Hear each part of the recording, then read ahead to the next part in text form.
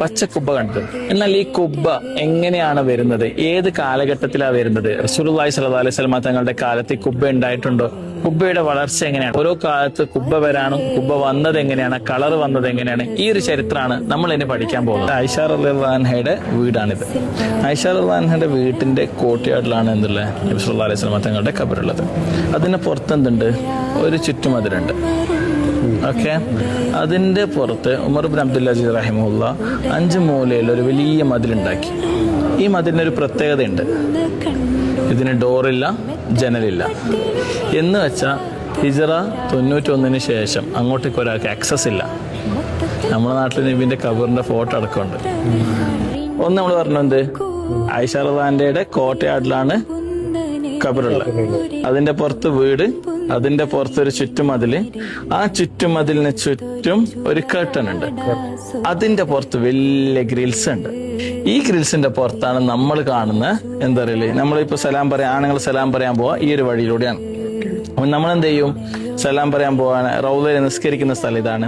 അപ്പൊ നമ്മൾ നിസ്കരിക്കുമ്പോൾ അല്ലെങ്കിൽ സലാം പറയുമ്പോഴേക്ക് നമ്മൾ എന്ത് ചെയ്യും, നബീന്റെ ഖബർ കാണുമെന്ന് ഇങ്ങനെ നമ്മൾ ഹോൾസെയിൽ അധികം ആൾക്കാർ ട്രൈ ചെയ്യും. കാണും, നമുക്ക് എന്ത് കാണൂല, ഖബർ കാണൂല. മറിച്ച് നമുക്ക് കാണുന്നത് ഈ ഒരു കേർട്ടൺ ആണ്.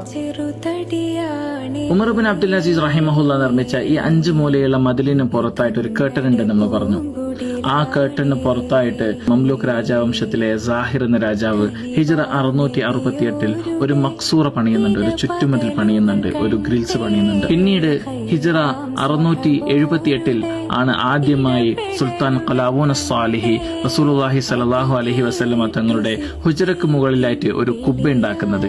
ആ കുബ്ബ മരത്തിന്റെ കുബ്ബയായിരുന്നു. മാത്രമല്ല അത് സിൽവർ അല്ലെങ്കിൽ വെളുത്ത കളറിലായിരുന്നു. പിന്നീടുണ്ടായ ഒരു തീപിടുത്തത്തിൽ അത് കത്തി നശിക്കുമ്പോൾ അദ്ദേഹം അത് പുനർനിർമ്മിക്കുകയും അദ്ദേഹത്തിന്റെ മകൻ അത് ഭംഗിയാക്കുകയും ചെയ്യുന്നുണ്ട്. ശേഷം വന്ന സുൽത്താൻ ഖൈത്തുബായി ഈ മക്സൂറയുടെ മുക്കാ ഭാഗം ഉൾക്കൊള്ളുന്ന ആ ഒരു രീതിയിൽ ഒരു വലിയ കുബ്ബ ഉണ്ടാക്കുന്നു.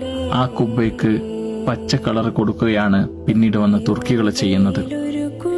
ഇനി പറയും, റസൂലുള്ളാഹി സ്വല്ലല്ലാഹു അലൈഹി വസല്ലം തങ്ങളുടെ വീട് ഈ കുബ്ബയുടെ എത്ര ഭാഗമാണ്? ലൈസൽ ഗിന അൻ കസ്റത്തിൽ അറബ്. ഐശ്വര്യം എന്ന് പറയുന്നത് ഒരുപാട് കാര്യങ്ങൾ ഉണ്ടാകുന്നതിലല്ല, ഒരുപാട് നേട്ടങ്ങൾ ഉണ്ടാകുന്നതിലല്ല. വലാകിന്നൽ ഗിന, ഐശ്വര്യം എന്ന് പറയുന്നത് ഗിന നഫ്സ്, ഹൃദയത്തിൽ ഉണ്ടാകേണ്ടതാണ്.